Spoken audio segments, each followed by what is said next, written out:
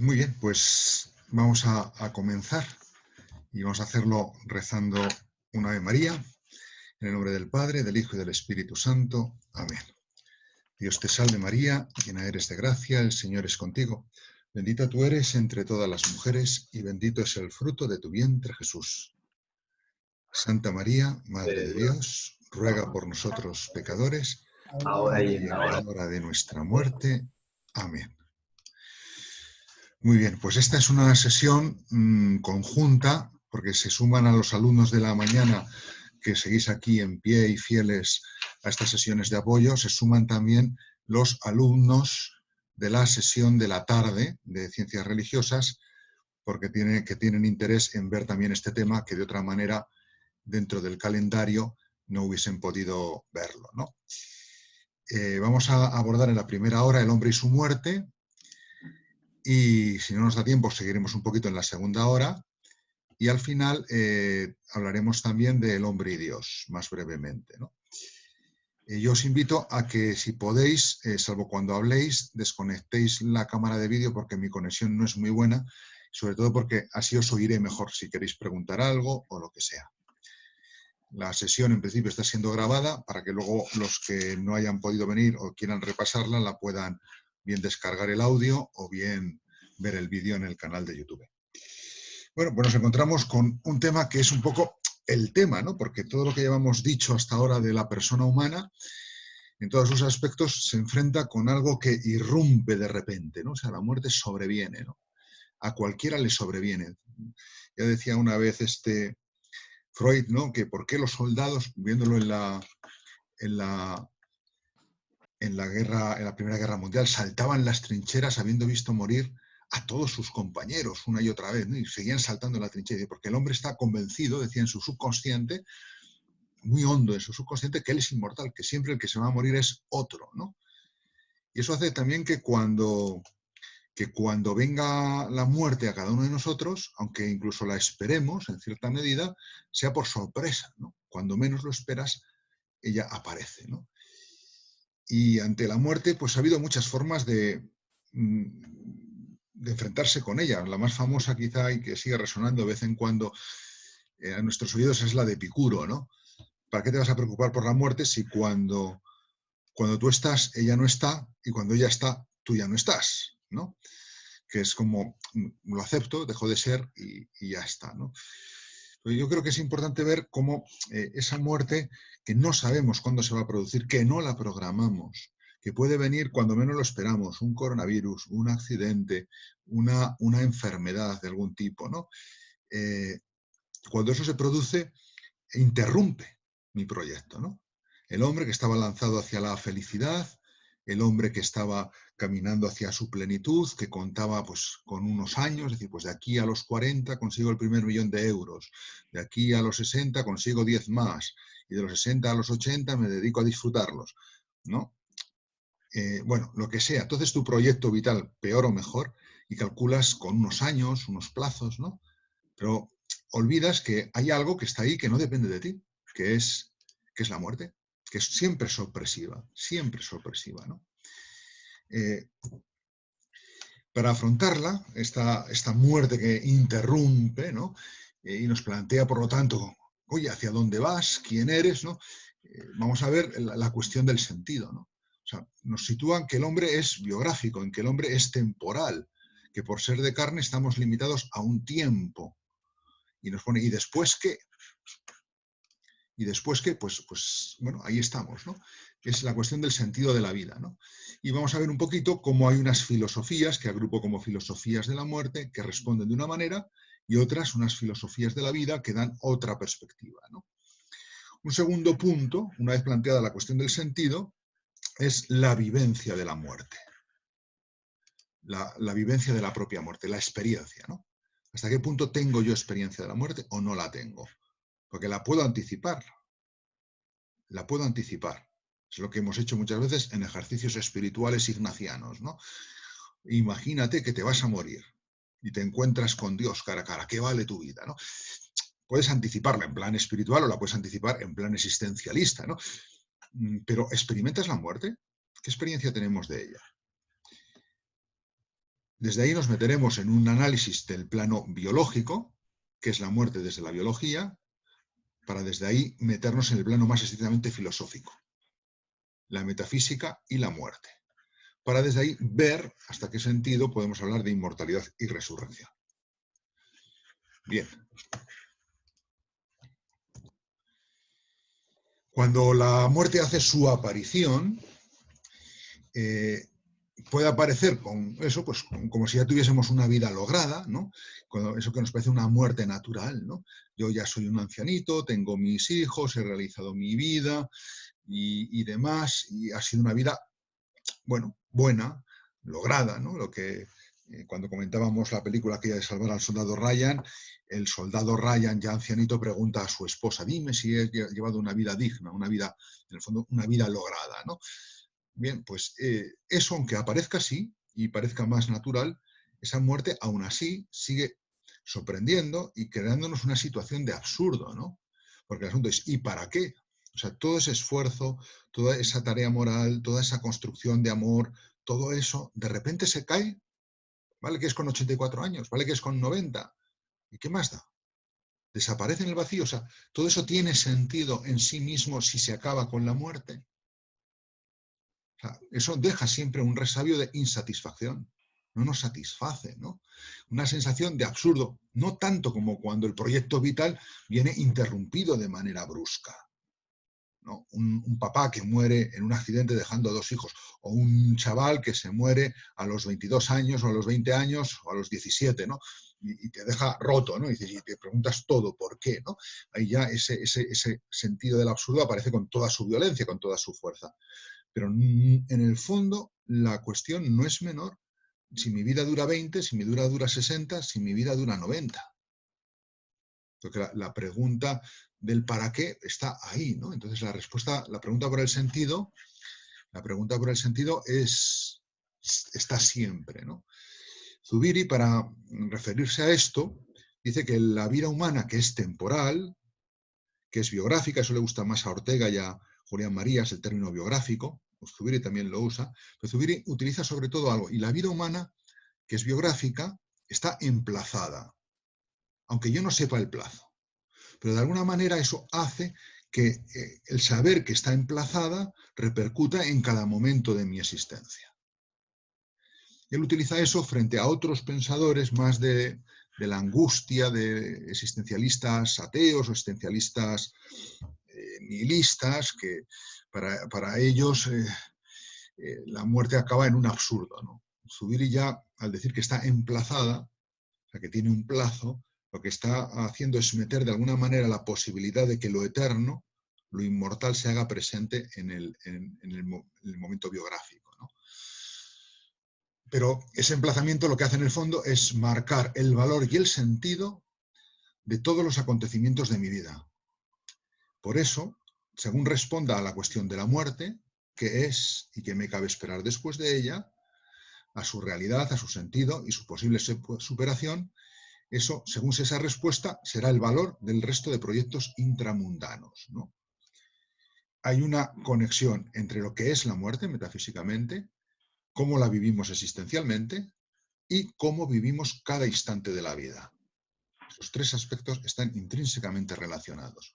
Lo sepa uno conscientemente o no, pero el planteamiento de la vida tiene que ver con el planteamiento de la muerte. Por eso también el ignorar la muerte, el cerrar los ojos ante el hecho de que estamos emplazados, es ya una actitud que repercutirá en el resto de cuestiones, ¿no? En absolutizar cosas o en relativizar otras, etcétera, ¿no? O sea, es un tema que está ahí en el centro, ¿no?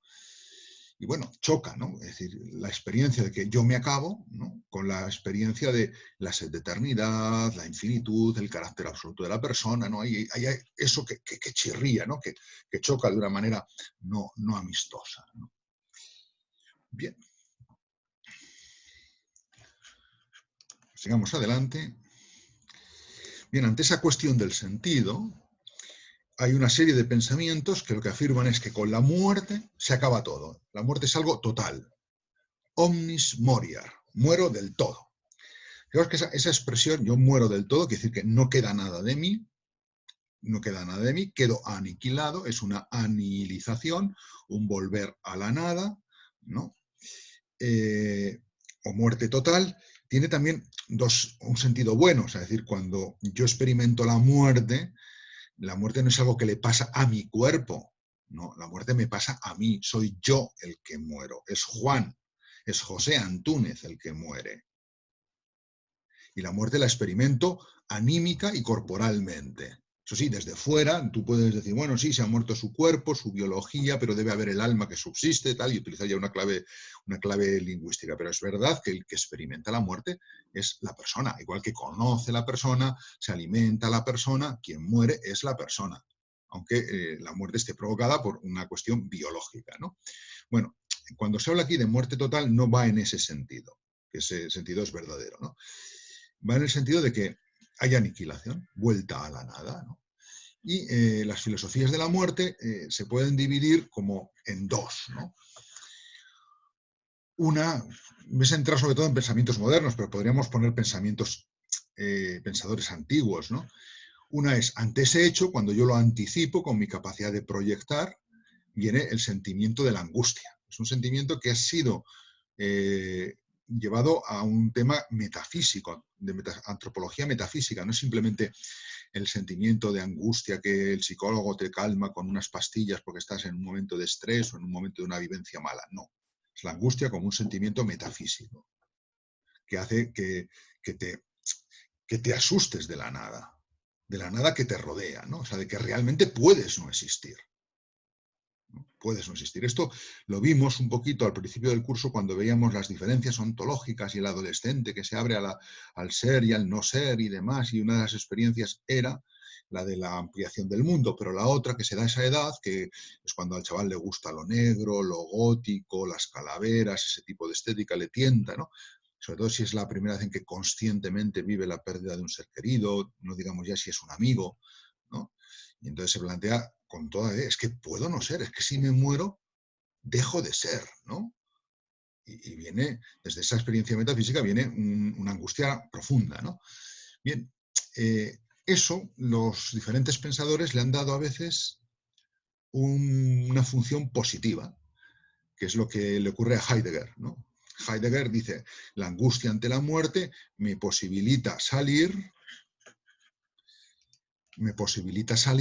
de la existencia inauténtica, de la existencia anónima, en que yo me voy disolviendo en el consumo, en los útiles, en la vida cotidiana. Ante la experiencia de anticipación de la muerte, esa angustia me despierta y me hace valorar lo que es realmente importante, ¿no? Llevar una existencia auténtica, que es la que asume, según Heidegger, que el hombre es un ser para la muerte. El destino del hombre es la muerte.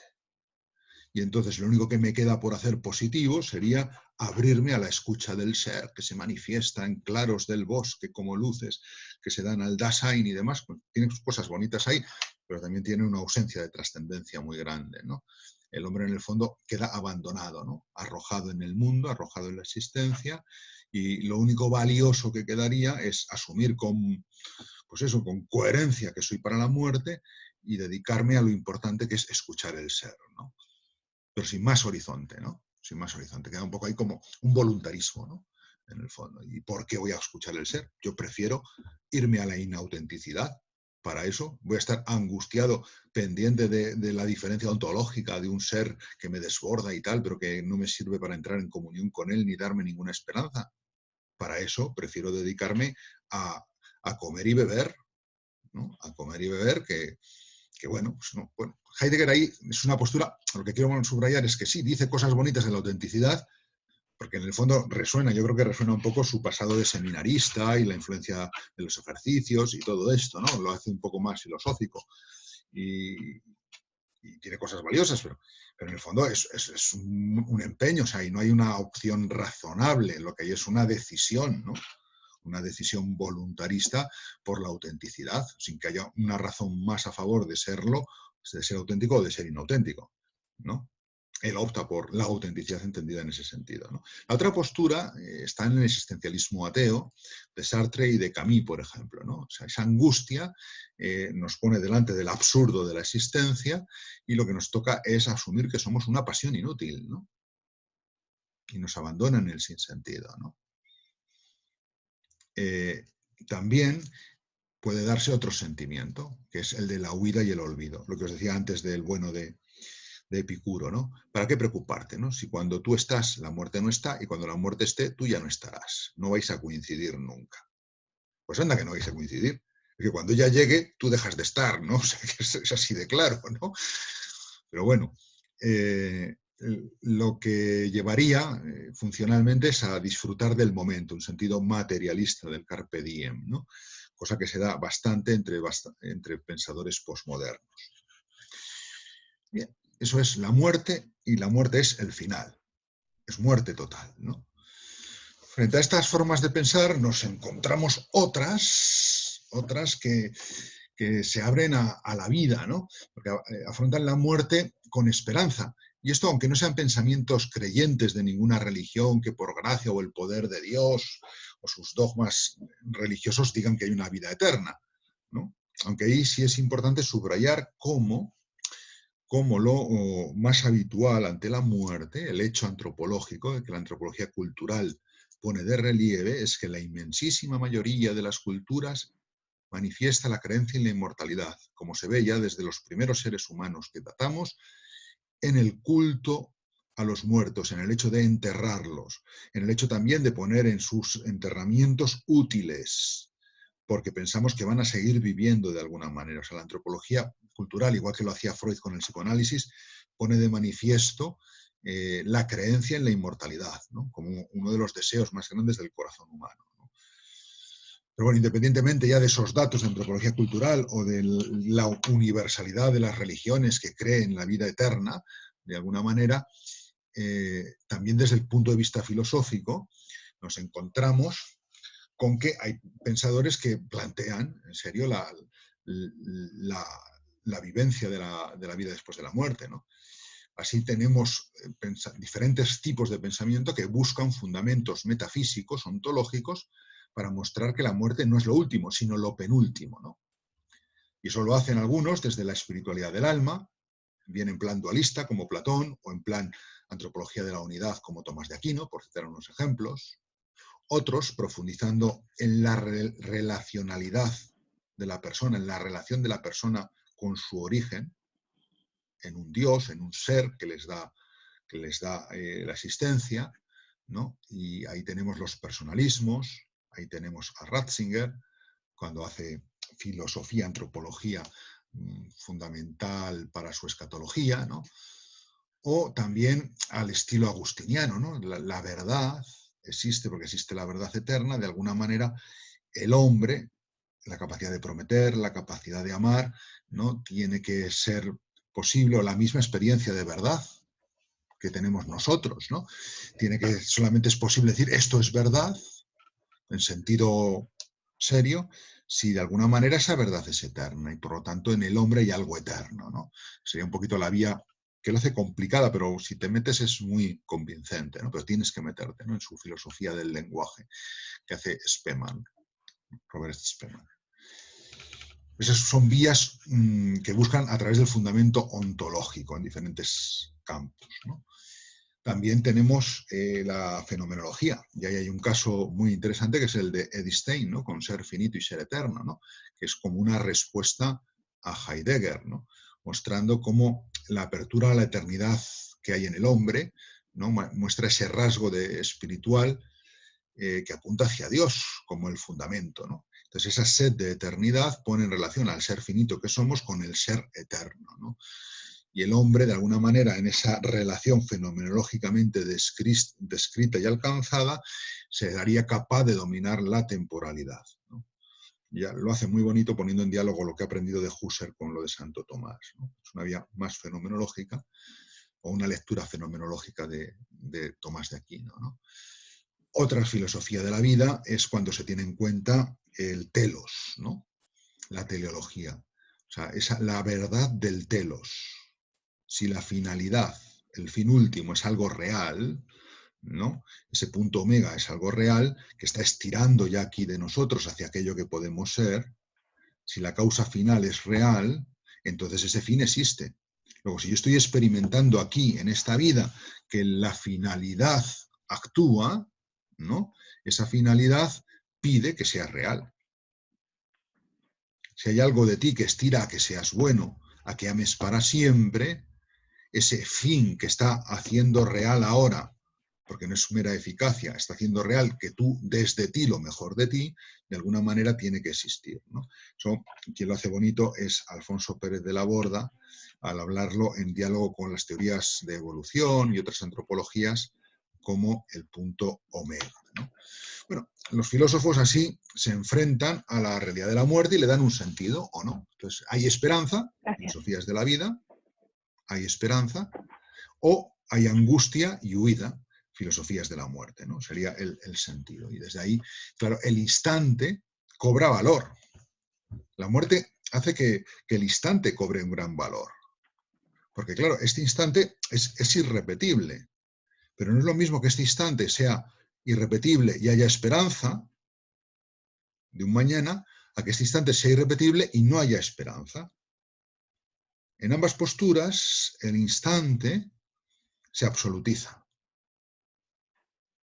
para llenarse de eternidad, esperanza. Lo que yo hago aquí y ahora tiene ecos en la eternidad porque hay vida después de la muerte, no es indiferente. Por lo tanto, puedo llenar de sentido eterno el presente, que es lo que yo tengo en mis manos, porque el ayer ya fue y el mañana todavía no es.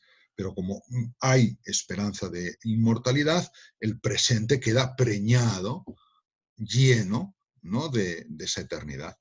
O bien absolutizado en sentido negativo, de una angustia. Oye, tienes que vivir a tope, al límite, que este instante, porque este instante es fugaz y ya no vuelve, y como lo desaproveches, te has quedado sin él. Aprovecha esta oportunidad que no va a volver a venir, ¿no?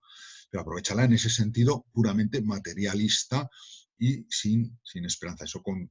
Pues eso conecta mucho con muchos planteamientos actuales de aquellas personas que no tienen un horizonte trascendente o de esperanza en su vida, ¿no? Quizá una de las cosas que más hacen falta es una filosofía y desde ahí una ética y desde ahí un planteamiento existencial que abra la esperanza, ¿no? Hacer una metafísica, una antropología, una ética de la esperanza, ¿no? Que nuestro mundo en ese sentido está como desesperanzado. Iba a decir desesperado, pero desesperado no es la palabra. Puede en algunos casos llegar así, es desesperanzado, ¿no? Se le ha privado de la esperanza.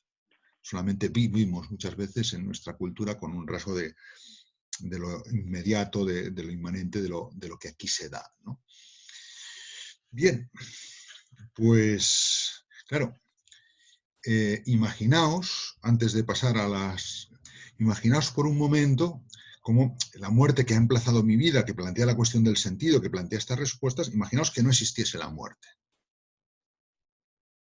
Y que no existiese una vida en cierto sentido distinta de esta vida. Es decir, que fueses a vivir tropecientos mil millones de años. Pero vivir como estás viviendo ahora.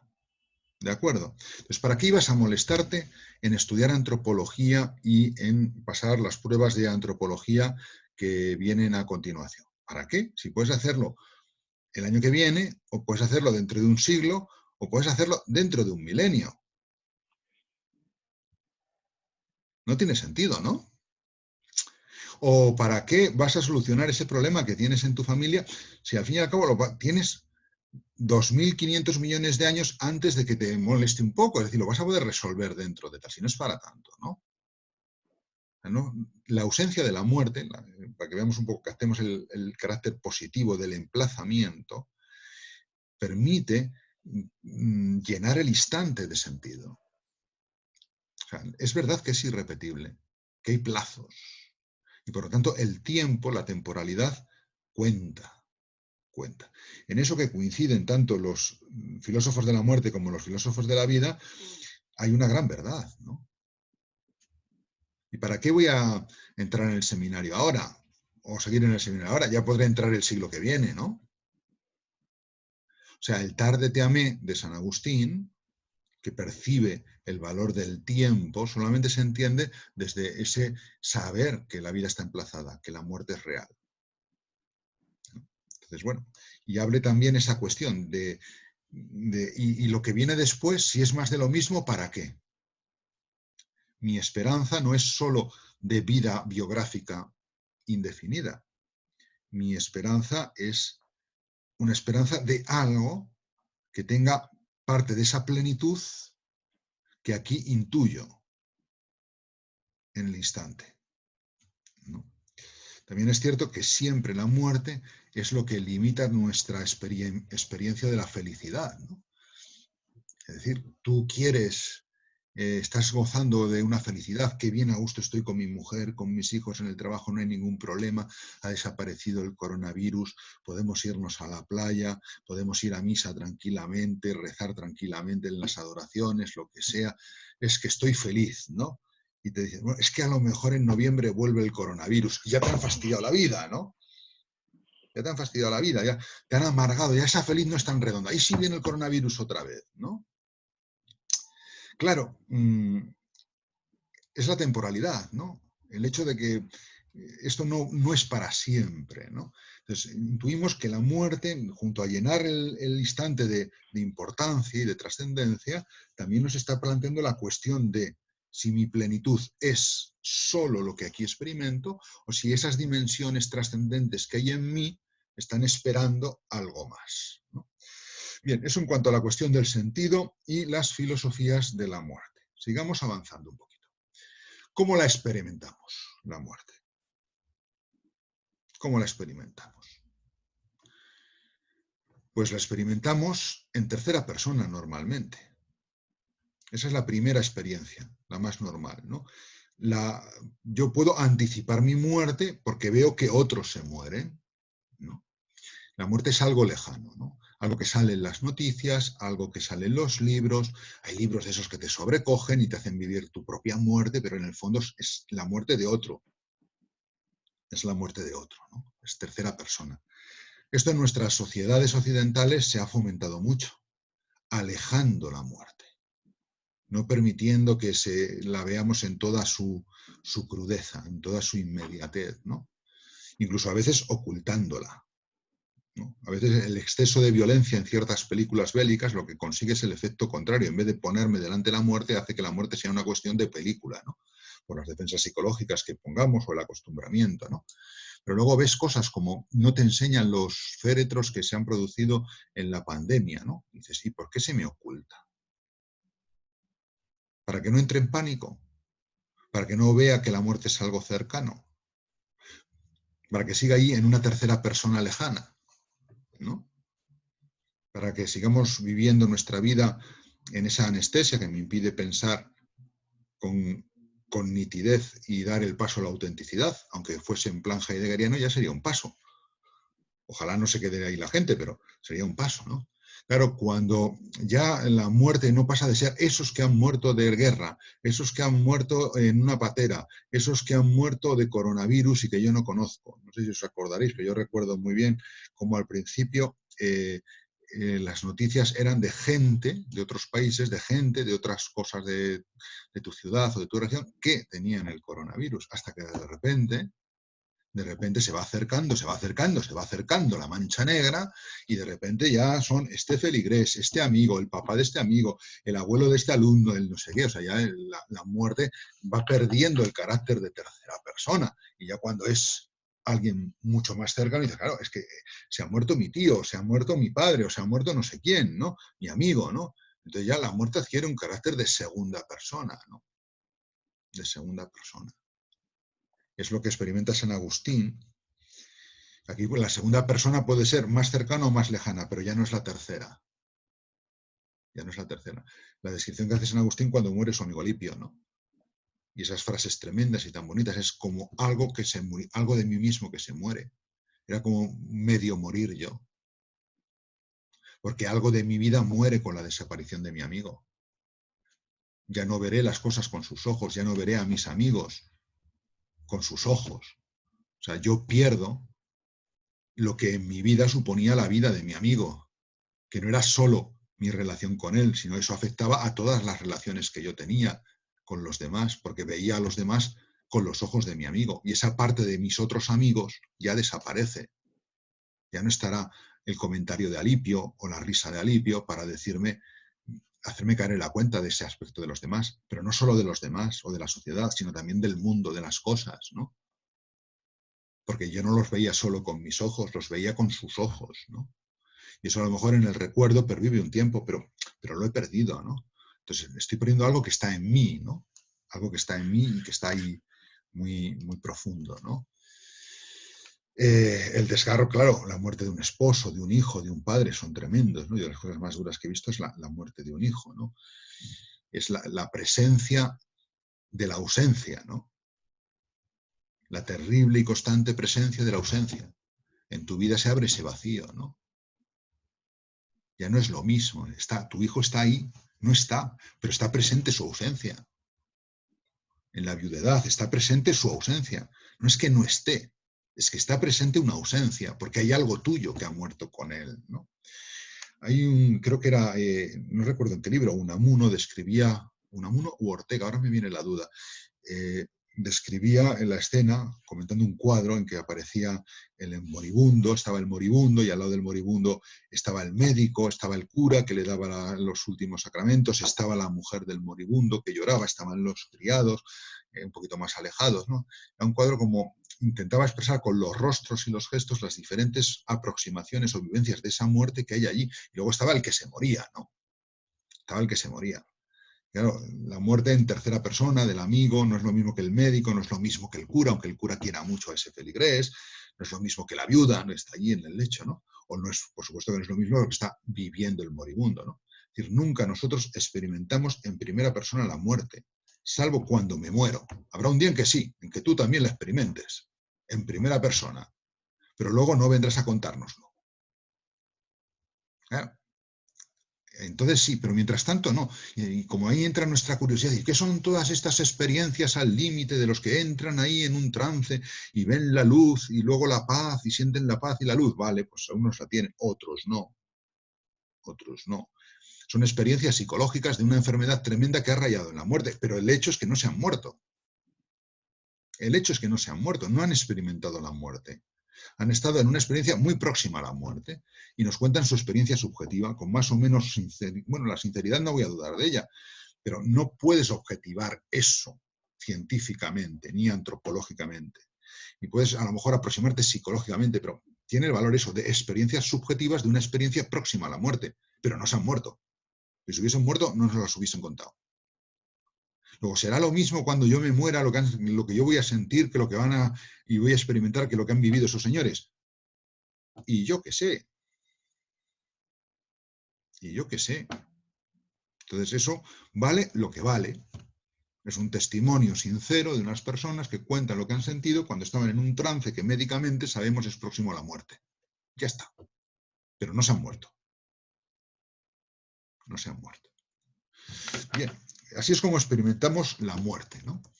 ¿Y en qué consiste la muerte? ¿En qué consiste la muerte?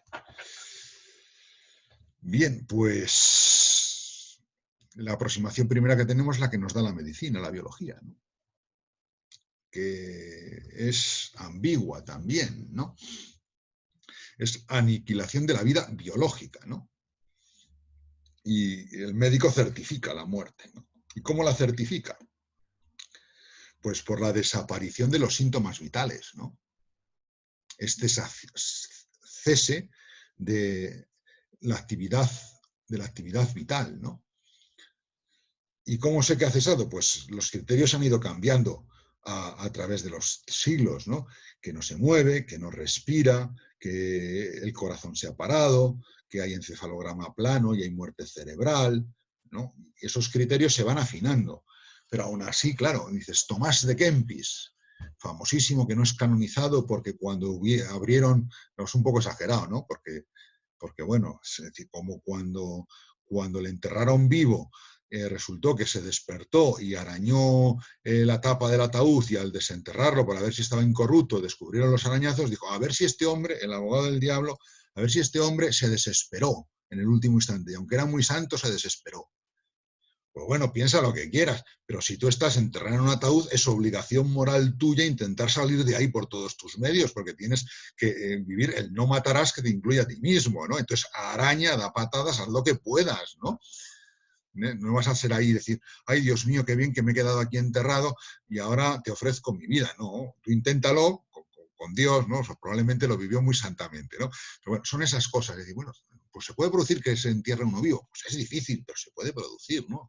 A finales del siglo pasado, del siglo XX, con todos los avances médicos, hubo un caso muy llamativo porque era muy morboso en Francia, en París, en uno de los cementerios, se enterró a una chica de 20 y poquitos años, con todo, con que había estado enferma, que estaba certificada su muerte, que había pasado las 24 horas, ¿no? Y demás, y luego resulta que uno de los empleados del cementerio era necrófilo, ¿no? Con esa desviación sexual y fue a violar el cadáver de la chica, ¿no? Y resulta que la chica revivió, ¿no? Claro, el tipo a la cárcel, como es lógico, ¿no? Pero claro, eso te pone de manifiesto cómo a veces, con todos los avances científicos y médicos y garantías, incluyendo esperando 24 horas desde la muerte médica, resulta que no está muerto del todo, ¿no? O sea, hay un punto ahí de que yo no puedo decir con exactitud, la muerte se ha producido, la muerte de Antúnez se ha producido el 21 de mayo del 2020, ¿no? A las 12 menos 13, con 20 segundos, ¿no? Y dices, pues si me muriese ahora, ¿no? Y dices, pues no. Si me pasa eso, por favor, llamar a un cura que venga aquí corriendo y que me dé la unción y la absolución bajo condición de que todavía no me haya muerto del todo, ¿no? Y claro, ¿hasta cuándo puedo dar una unción o una absolución? Bajo condición. Claro, no sé exactamente el momento de la muerte.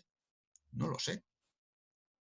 Ahora, si cogen y te cae un rayo y te conviertes en ceniza en un instante, bueno, pues en ese caso sí, pero en un caso de los otros, pues claro, hay una incertidumbre, ¿no? Eh, el, esa incertidumbre, aparte de dejar ese margen, nos remite a una cuestión, es que la muerte es solo algo biológico. Claro, tiene una manifestación biológica, que en algunos momentos ya es irreversible, ¿no? So, a Zubiri, ya con una medicina como la nuestra, que conoce eso que llamamos las resucitaciones, que no es lo mismo que la resurrección. La resucitación es eso, una persona que le da un paro cardíaco, llegan los de el SAMUR y te reaniman, ¿no? Te hacen una resucitación, ¿no? Estabas muerto, pero vuelves a vivir, ¿no? Zubiri habla de un estado en cual lo normal es que acabe en muerte, pero que todavía no es muerte, que es la muerte funcional. Es un término tomado más bien de la medicina, en la cual hay una suspensión de funciones, por lo cual no hay vida en sentido propio, no hay vida, hay una suspensión de funciones o muerte funcional, pero todavía esa estructura, desde su antropología psicoorgánica, es vitalizable. Es vitalizable. Y por eso es posible una resucitación, ¿no? Me perdonáis el ejemplo, pero si vamos a la película de la princesa prometida, que muchos habréis visto, ¿no? Cuando está el protagonista que se ha muerto, ¿no? Pero no, lo llevan al matrimonio ancianito, medio brujos, aquellos curanderos y tal, y les dicen, es que hay una diferencia entre muerto y totalmente muerto, ¿no? Y entonces le dan no sé qué brebaje, pastilla o lo que sea, y va reviviendo poco a poco y cobrando fuerzas, ¿no? Es decir, claro, esta muerte funcional no sería la muerte antropológica, no es la muerte metafísica, en el momento en que hay irreversibilidad. Claro, ¿por qué me muero? Pues sí, porque en parte comprendemos que nuestro organismo se gasta, ¿no? Y hay un componente orgánico. Y al final se muere, ¿no? Ahora, si vamos a lo que ya hemos ganado de una antropología de la unidad en la dualidad, ¿no? ¿Y por qué me muero?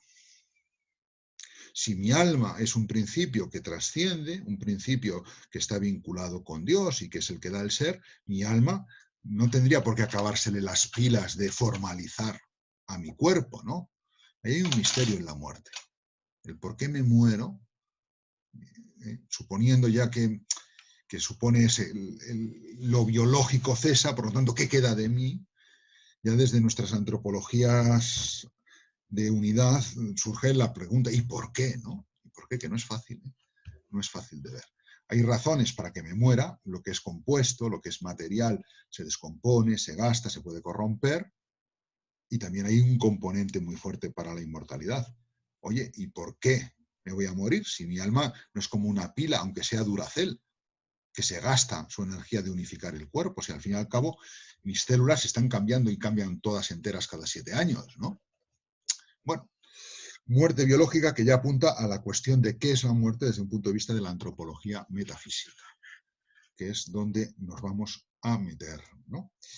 La muerte, filosóficamente, sería la separación de alma y cuerpo, ¿no? Claro, si me muero, yo ya he dicho que soy yo entero el que experimenta la muerte, pero encuentro esa cuestión, ¿no? Entonces, es posible que eso, que ya sé que no, porque la experiencia me dice que el cuerpo se corrompe, es posible que ese principio que hemos llamado alma, espíritu, que se encarna o como queramos verlo, es posible que sobreviva sin su cuerpo. Claro, si tú tienes una antropología de la dualista, perdón, la respuesta será, pues sí, feliz, ¿no? Si tienes una antropología materialista, dirás, pues te has acabado. Si tienes una antropología de tipo unidad en la dualidad, tipo Aristóteles, Tomás o Zubiri, pues empiezan los problemas. Porque claro, el alma es alma del cuerpo. Entonces, ¿qué le pasa a un alma sin su cuerpo? Es que no es cualquier cosa, ¿eh? No es cualquier cosa, ¿no? Es una violencia la que hay ahí que es tremenda, ¿no? Ahora, también es posible, ¿no? Es igual que tenemos la evidencia de la corrupción del cuerpo, tenemos la evidencia de la realidad vital, ¿no? Eso, por ejemplo, al filósofo español Julián Marías, desde las claves orteguianas, en su antropología metafísica, él dice que no es tan evidente lo de que con la muerte una persona se aniquile, porque tenemos todas las experiencias vitales que no son solo de vida orgánica, sino de vida personal, ¿no? De la persona como un ser biográfico.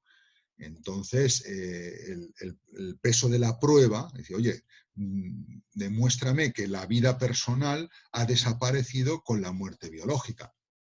Tú lo que me puedes probar es que ha desaparecido la manifestación biológica de la vida, que es muy importante, pero no el resto. Luego, pruébame que realmente la persona en cuanto tal se ha aniquilado, ¿no? O sea, no podemos ceder, por decirlo así, a solo el materialismo, es decir, lo evidente es que has muerto y que con eso se acaba todo. No, mira, lo evidente es que he muerto biológicamente, pero eso no significa que sea evidente que se acabe todo. Lo tendrías que probar también. Bueno, desde aquí, cómo las filosofías argumentan a que, a pesar de la muerte biológica, puedo seguir viviendo, ¿no? Y nos encontramos con muchos argumentos. A lo mejor ninguno de ellos es matemático, gracias a Dios, porque si fuese matemático el asunto íbamos apañados. Pero ellos y el conjunto de ellos, ¿no? Son muy convincentes. Son muy convincentes, ¿no? Uno primero, la relación originaria, creacional. Claro, esto supone que hemos descubierto la diferencia teologal o teológica. Hemos descubierto el ser fundamentante, hemos descubierto la persona que nos personifica, hemos descubierto a Dios, filosóficamente, ¿no? Aquí Nedoncel, este filósofo francés del siglo XX, dice, el nosotros inicial formado por Dios y el alma, él está partiendo de una relacionalidad originaria, de un nosotros entre el hombre y Dios, ¿no? Ese nosotros es indestructible, porque en él está Dios, ¿no? Lo utiliza también el personalismo y también lo utiliza Ratzinger en su escatología, ¿no? La relación creatural o creacional de Dios hacia el hombre es más fuerte que la muerte biológica. Esa relación pervive, ¿no? Luego pervivo en esa relación con Dios, ¿no? No es un argumento teológico, es un argumento filosófico, pero presupone el descubrimiento del Dios como fundamento, que se puede dar filosófica y racionalmente. Otro argumento, el de la naturaleza espiritual del alma. Aunque desaparezca el coprincipio material, puede sobrevivir, ¿no? Tomás hablará de sustancia incompleta. Y se resiste a llamar al alma separada del cuerpo persona, porque le falta el cuerpo. Un carácter personal total necesita el cuerpo, ¿no? Aristóteles lo hace también, ¿no? Aristóteles lo hace, aunque con problemas, ¿no? Porque no se sabe muy bien qué es lo que sobrevive. Si es un alma individualizada, con mi memoria, mis recuerdos, mi identidad, o si es un alma que se disuelve en el intelecto agente, que es lo que es puramente activo, no tiene mezcla de materia y por lo tanto sería como una especie de superhombre, de humanidad universal, ¿no? De intelecto universal, ¿no? Y yo vuelvo a la humanidad de la que salí, ¿no? Como la esencia humana, ¿no? Pero sin individualidad, un poco en plan averroísta, el intelecto agente, es lo que piensa Averroes, que es aristotélico en este punto. O una tercera posibilidad, más floja todavía, que es como lo que único que sobrevive en mí es esa chispa divina que hay, que es puro acto, que es el intelecto agente. Cuando yo me muero, desaparecida la potencia y la materia que me individualizan, el hombre pasaría a volver al acto puro. Se disolvería en Dios, casi en plan budista, ¿no? Bueno, Aristóteles dice, sí, algo sobrevive, pero soy yo el que sobrevive. Tomás de Aquino dice, sí, yo soy aristotélico y sobrevive el hombre, sobrevive la persona, en un estado de violencia que necesita su cuerpo, ¿no? Bueno, estos van por ahí, también los platónicos, los cartesianos irían por ahí, ¿no? Cada uno con sus límites. Más argumentos, el del orden moral. Este lo hace Kant, pero también lo hace Levinas, ¿no? En el fondo es decir, si es verdad que hay un hecho moral, que hay bien y mal, eso exige que haya retribución. Porque no puede ser, porque sería absurdo, que venzan los malos, por decirlo así. Como aquí en esta vida yo veo que el mal no queda compensado, eso requiere que haya otra vida en la cual el bueno sea recompensado y el malo castigado y se produzca la justicia, que es lo que justifica que aquí todos busquemos el bien y la justicia y que nos enfademos cuando hay algo injusto. Luego, si no hay Dios y si no hay vida después de la muerte, si el alma no es inmortal, el hecho moral sería un absurdo. Pero tenemos experiencia del hecho moral. El hecho moral es experienciable, nos sienta mal la injusticia. Y aunque imperfectamente buscamos los hombres el bien, ¿no? Bueno, es la forma de argumentar kantiana. Otra muy bonita, que la formula muy bien Vicente Arregui, tenéis un artículo suyo en Logos, de los que eran voluntarios de leer, ¿no? Es la existencia del amor. Si hay amor real, si es verdad que amamos, aunque fuese verdad que solamente un hombre o una mujer han amado de verdad en la historia, si ese amor es real, somos inmortales. Porque el amor, la experiencia del amor implica, del amor verdadero, implica el para siempre. Ahora, puedes decir, vale, pero no hay para siempre, por lo tanto, no hay amor real. O lo que llamamos amor real es una utopía, ¿no? Pero en la medida en que uno profundice en la experiencia real de lo que significa amar, uno descubre ahí una vía de fuerza hacia la inmortalidad, ¿no? Otro es el agustiniano desde el deseo, ¿no? La sed, ¿no? Nuestra sed no se sacia, requiere una inmortalidad, ¿no? Que vale lo que vale, ¿no? O el de Julián Marías, que os he dicho antes, de la vida como fenómeno radical, o desde el punto de vista de los filósofo-científicos de la teoría de la evolución, los que hablan de un principio antrópico fuerte o terminal. Sería absurdo que el resultado de una evolución que ha buscado el ser humano como producto final acabe con la aniquilación del hombre. Ese a mí me parece el más débil, ¿no? Pero bueno, como lo dicen, ahí lo tenéis dentro de la colección, ¿no? Sería el principio antrópico terminal. Bien, pues ante esto implica que ante la muerte, filosóficamente, resulta que nos encontramos con 5 salidas. Vivimos y de esa vida la muerte supone la aniquilación y dejamos de vivir. La postura coherente con los materialismos de cualquier tipo. O bien, la muerte es un acontecimiento que viene a mi vida, la interrumpe, pero que sigue siendo posible que el alma perviva, bien liberada, como los dualistas, bien una vida que ha tenido ese episodio de la muerte, pero vivo una inmortalidad en tensión, las posturas de la unidad en la dualidad, ¿no?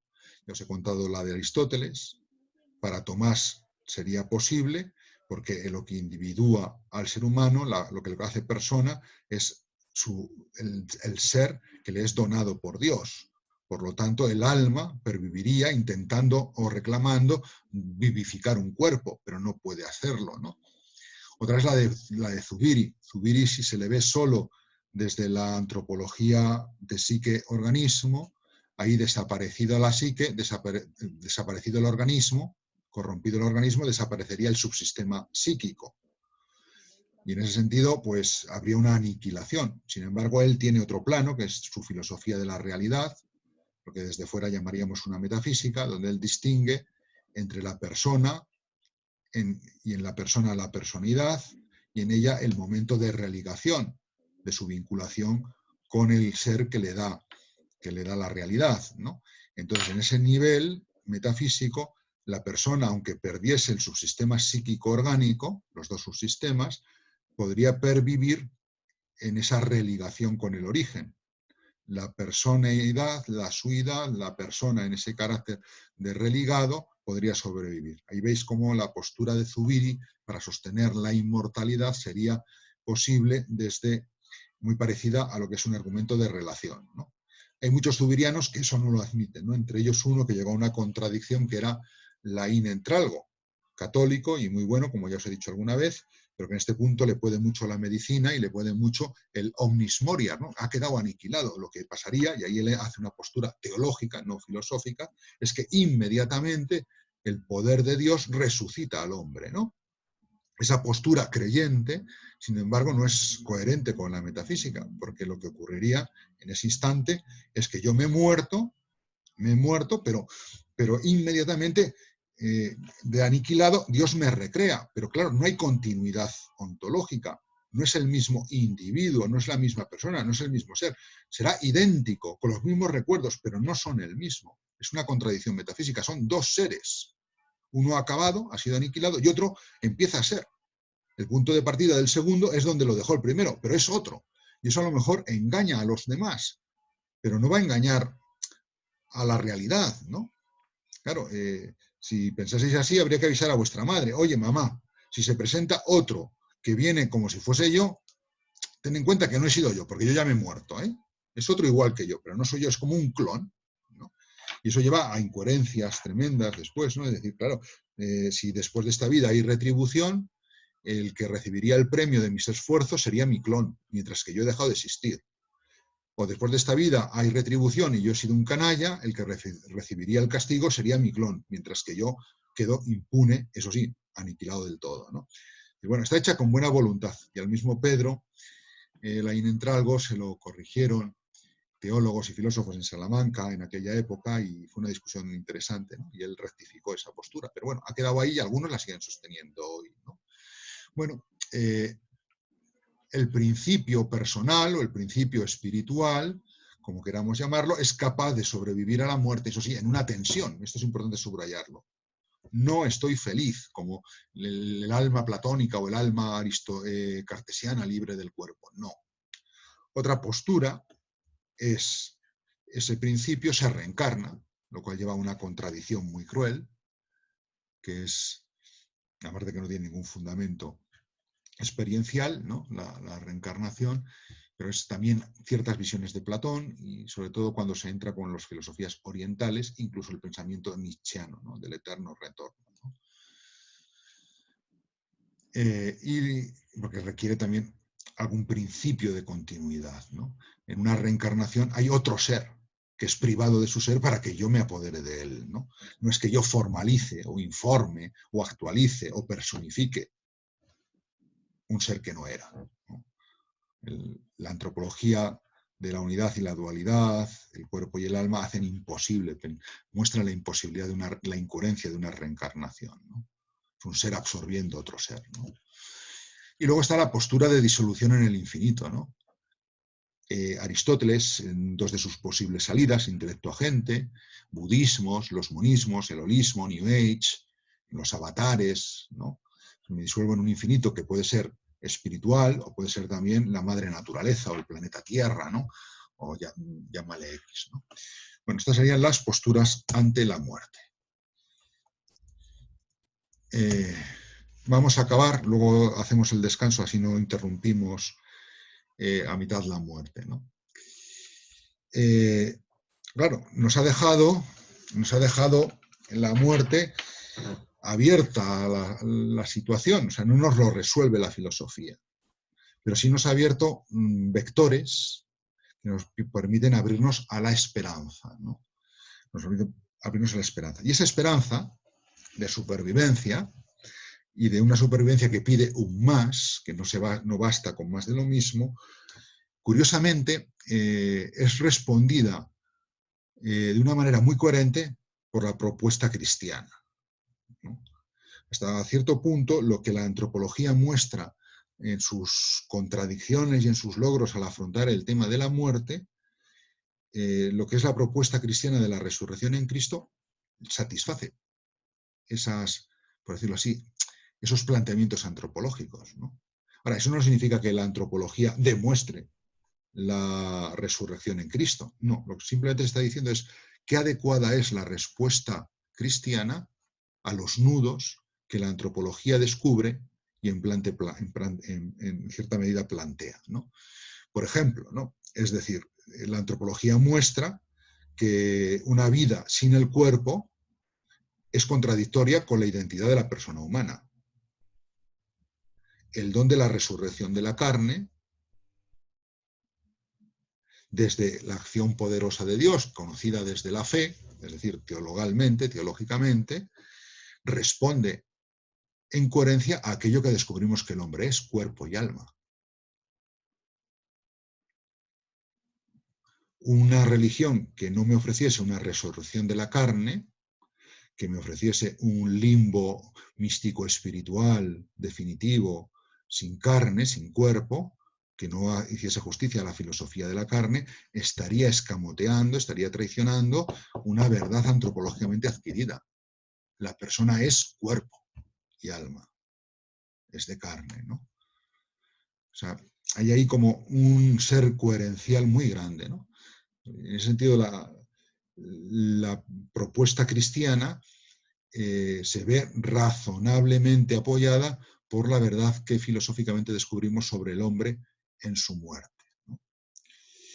Muy bien, pues es la hora, era la hora, vamos a rezar el Regina Coeli, son casi 10, entonces hay 20, retomaríamos la sesión, hacemos una pausa hasta ahí 20, pero rezamos primero el Regina Coeli.